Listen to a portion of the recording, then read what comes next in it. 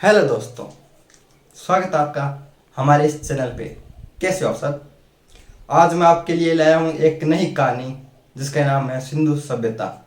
हम आज के इस कहानी में कई अनोखी बातों का बारे में जानेंगे कि सिंधु सभ्यता का निर्माता कौन थे, सिंधु सभ्यता का कालखंड क्या था, सिंधु सभ्यता किसने बसाई थी और सिंधु सभ्यता का हमें कैसे पता चला, आदि प्रश्नों का हम इस लेक्चर में, इस छोटी सी कहानी में पता लगाएंगे।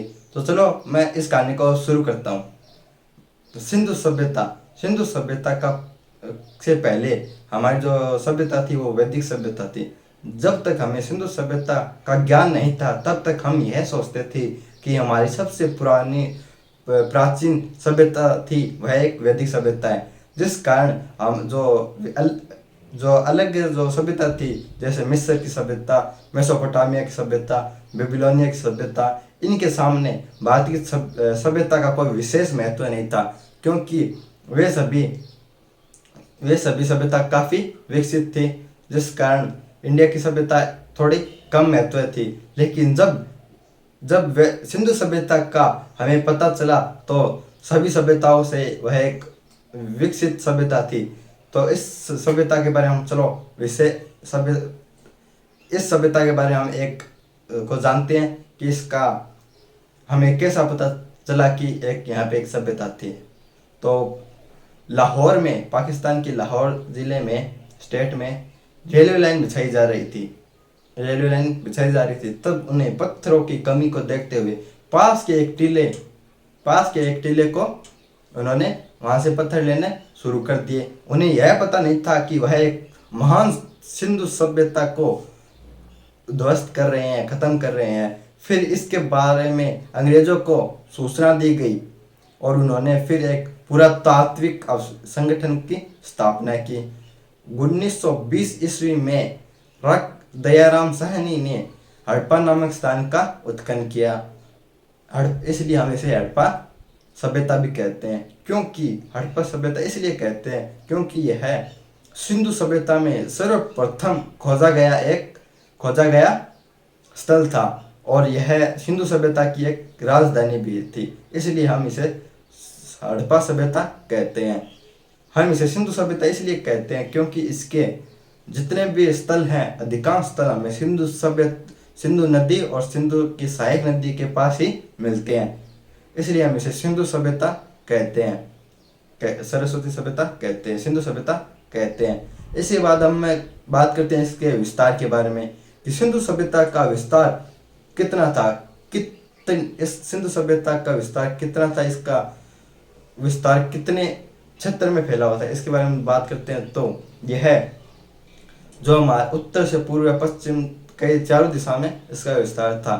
यह जो हमारा बलूचिस्तान है वहाँ से लेकर सिंध, पंजाब, गुजरात, पश्चिम राजस्थान, उत्तरी गंगा के मैदान और अफगानिस्तान तक इसका विस्तार था। हड़प्पा, मोहनजोदड़ो ये इसके काफ़ी प्रसिद्ध स्थल थे। मोहनजोदड़ो 1922 में रखलदास बनर्जी ने इसके उत्खनन किया। अब हम बात करते हैं जैसे अफगानिस्तान में कई सिंधु नदी के पास हमें स्थल मिले हैं, जैसे क्वेटा आदि प्रकार के हमें स्थल मिले हैं। जैसे हम बात करें तो गुजरात में लोथल नामक स्थान पर हमें इस सिंधु सभ्यता के अवशेष मिले हैं। हमारे पश्चिम राजस्थान में बात करें तो कालीबंगा नामक स्थान पर सिंधु सभ्यता के अवशेष मिले हैं, आदि इसके परिणाम हैं। और हम बात करें तो इसका विस्तार कितना था, इसका विस्तार था उत्तर पूर्व से पश्चिम का 1600 किलोमीटर इसका विस्तार था, उत्तर से दक्षिण इसका 1100 किलोमीटर इसका विस्तार था। अब हम इसके बारे में बात करते हैं। इसके हमने अभी तक जाना कि इसका उत्पत्ति कैसे हुई और हमने जाना कि इसका विस्तार कहाँ तक था। और अब हम जानते हैं इसका कालखंड के बारे में, टाइमलाइन के बारे में जानते हैं कि सिंधु सभ्यता का समय क्या था। इसके बारे में काफ़ी विद्वानों के मतभेद हैं, लेकिन फिर भी हम आपको बताते हैं कि इसका जो प्रोफेसर जॉन मार्शल इन्होंने इसे 3250 ईस्वी पूर्व का माना और अन्य विद्वानों ने इन्हें 40,000 वर्ष पुरानी सभ्यता बताया।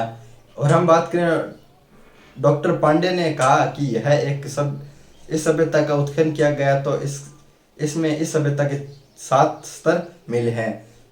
किसी सभ्यता के निर्माण होने, उसके पतन होने में काफी करीब 5 साल का समय लगता है, और इस हिसाब से 7 स्तरों में देखा जाए तो इसे पूरा 35 वर्षों का समय लगता है, जिस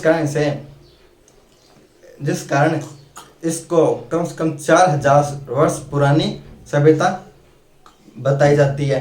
और हम बात करें तो मोहनजोदड़ो हड़प्पा जैसी सभ्यता काफ़ी पुरानी है और इसके उत्खनन मिले हैं।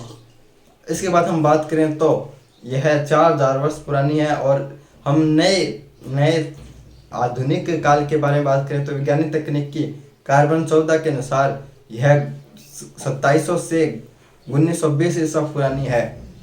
हमने इसके कालखंड के बारे में बात की कि ये कितना समय पहले की सभ्यता थी। अब यहाँ इसके बारे में हम बात करते हैं, इसके निर्माता कौन थे।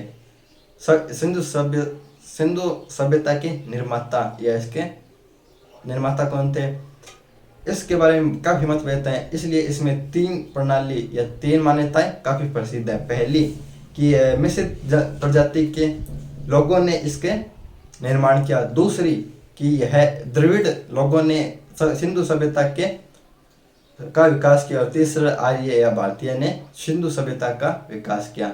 इसके बाद हम पहली मान्यता का रिकॉर्ड करते हैं कि इसके बारे जो हमारी मिश्रित प्रजाति है उन्होंने इसका विकास कैसे किया। तो हम बात करें सिंधु सभ्यता के जो मिश्रित प्रजाति, इन्होंने इसका विकास इसलिए ऐसे किया कि एक हमारा लोकथल काफ़ी प्रसिद्ध था। वह एक वाणिज्य व्यापार में काफ़ी समृद्ध था और लोग अपनी आजीविका को जीने के लिए यहाँ पे आए होंगे। और हमें अनेक प्रकार के अवशेष मिलते हैं, जैसे हमें 4 प्रकार के लोगों की प्रजाति मिलती है। जैसे हमें अनेक प्रकार के कंकाल मिले हैं जिनमें हमें 4 प्रकार के मूल प्रजाति का पता चलता है। एक हम बात करें एंग्रोइड और एप्सा और भूमध्य सागरीय आदि हमको पता चलता है। दो हमें खोपड़ी मिली है जिससे हमें एप्सा और मंगोलिया प्रजाति होने का पता चलता है। अब हम दूसरी मान्यता का पता करते हैं कि जो दूसरी मान्यता द्रविड़ होने क्या परिणाम मिले हमें। जो हमारे प्रोफेसर जॉन मार्शल इन्होंने कहा कि बलूचिस्तान में लोग ब्राह्वी भाषा बोलते थे जिसका संबंध द्रविड़ के लोगों से संबंधित है, और सुमेरियन का अंग द्रविड़ है। और हम बात करें तो तीसरी मान्यता है कि भारत के साथ इसका संबंध कैसे था। भारत हमें धाती आर्य के साथ सिंधु सभ्यता का संबंध कैसे था।